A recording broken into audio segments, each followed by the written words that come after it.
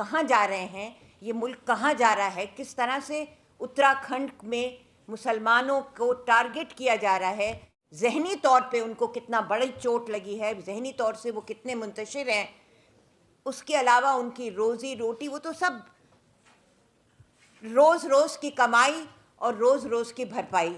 یہ لوگ ہیں وہ طرح سے آندھی اور طوفان کی طرح یہ لوگ گئے اور اسی طرح سے واپس آئے. 24 گھنٹوں میں انہوں نے پورا کام تمام کیا. ہم تو قرآن میں بھی ہم نے پڑھا ہے جہاد کا مطلب ہی ہے to contest for the right against the wrong. اس کا کتنے مطلب نکالے جا رہے ہیں. اب دیکھیے گا تھوڑے دن میں میڈیا میں یہ ایک ووکیبلری بن جائے گی، یہ جہاد اور وہ جہاد اور لو جہاد، اور یعنی یہ بھی ایک طرح کا ماحول بدلنے والی باتیں ہیں. مزار جہاد جی مزار جہاد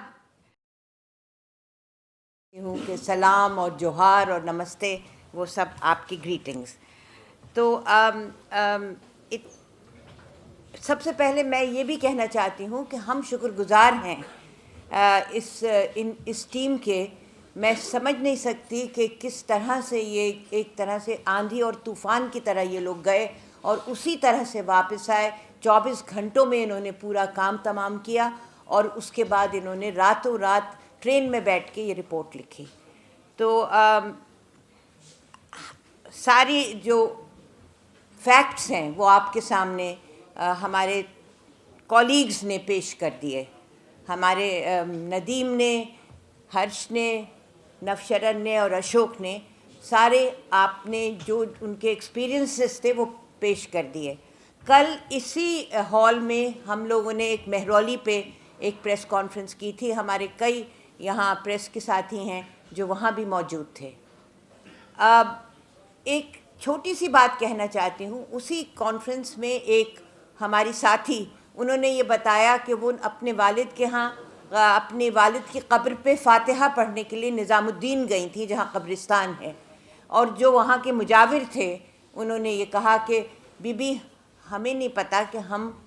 زندہ ہیں یا ہم مر گئے ہیں. اور اسی قبرستان میں جہاں مہرولی میں جہاں قبریں جس طرح سے قبروں کو مسمار کیا گیا، وہاں ایک بیٹی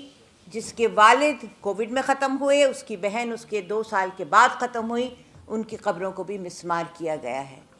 تو یہ ایک طرح سے جس طرح سے ہرش نے اور نوشرن نے اور اشوک نے اور ندیم نے جو آپ کی باتیں آپ کے سامنے جو باتیں رکھی تھیں، تو ہم اس کی بگ پکچر جو اس کا پورا جو ایک اندازہ ہمیں ہے کہ ہم کہاں جا رہے ہیں، یہ ملک کہاں جا رہا ہے، کس طرح سے اتراکھنڈ میں مسلمانوں کو ٹارگٹ کیا جا رہا ہے. اور ابھی ہمیں ہرش نے بلایا تھا،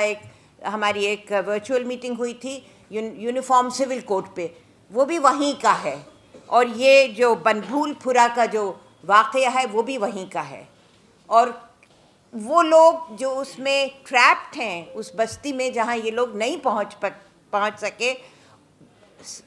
اس کے علاوہ کہ ان کے ذہنی طور پہ ان کو کتنا بڑی چوٹ لگی ہے، ذہنی طور سے وہ کتنے منتشر ہیں، اس کے علاوہ ان کی روزی روٹی، وہ تو سب روز روز کی کمائی اور روز روز کی بھرپائی، یہ لوگ ہیں وہ. تو میں یہ کہنا چاہتی ہوں کہ جسے ندیم نے کہا کہ جو لفظ جہاد ہے، ہم تو قرآن میں بھی ہم نے پڑھا ہے جہاد کا مطلب ہی ہے to contest for the right against the wrong. اس کا کتنے مطلب نکالے جا رہے ہیں. اب دیکھیے گا تھوڑے دن میں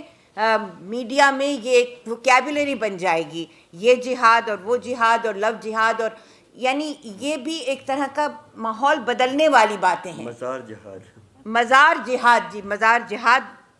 تو میں چشمدید گواہ نہیں ہوں اس کی، کیونکہ یہ لوگ سب چشمدید گواہ ہیں، مگر میں نے بھی کافی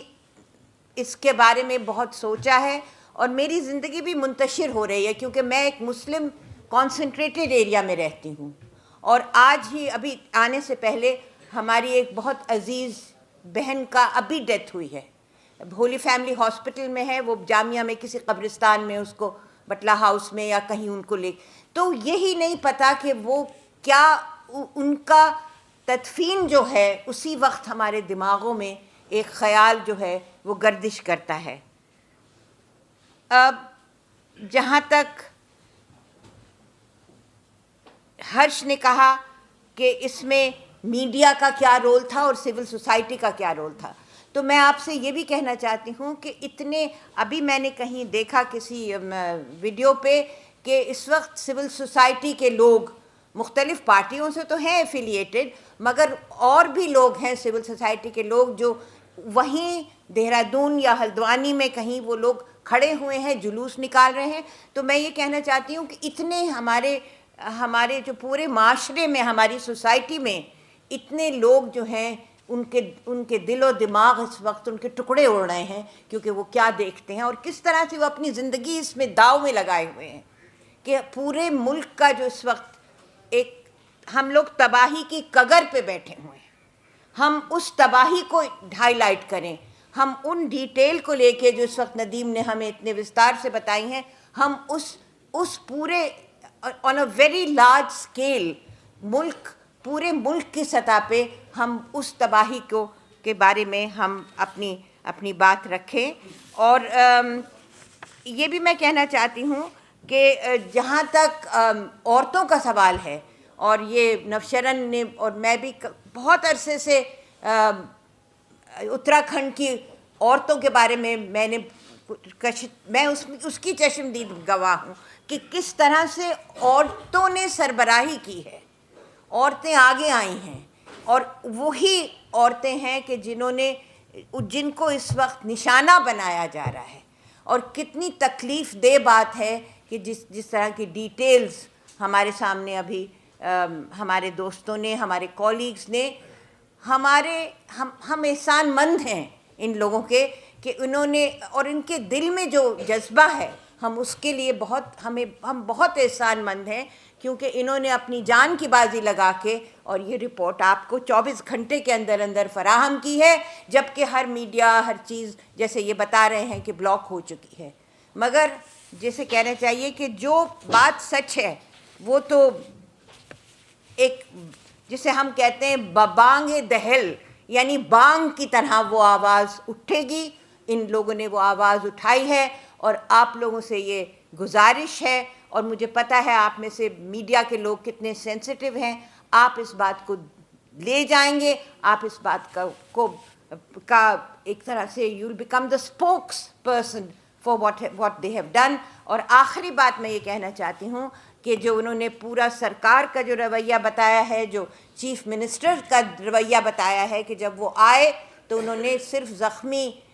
پولیس والوں کو، یا انہوں نے ان کی ہمدردی کی، جو مر گئے ہیں ان کی طرف نہ انہوں نے دیکھا۔ اور یہ بتدریج ہو رہا ہے، this is happening very deliberately in a staged wise way. تو آپ ان کو بھی دیکھ لیجئے، آپ پوری سرکار کی ساری مشینری کو دیکھ لیجئے، آپ لوگ سب ایکسپیرینسڈ ہیں، کیا نزول لینڈ ہے، کیا کون سا لینڈ جو ہے اس میں یہ it's allowed, it's not allowed, یہ ساری چیزیں جو ہیں یہ آپ لوگوں کے مد نظر ہیں، آپ اس بات کو اٹھائیے۔ مگر سب سے بڑی بات یہ ہے کہ آپ اس ملک کا، جو میں نے کہا ہے، جو اس وقت ہم تباہی کے ایک دہانے پہ بیٹھے ہوئے ہیں، تباہی کی کگر پہ بیٹھے ہوئے ہیں، اس کو آپ اپنے لیکھوں میں آپ ہائی لائٹ کریے۔ تو بہت بہت شکریہ، یہی بات کہہ کے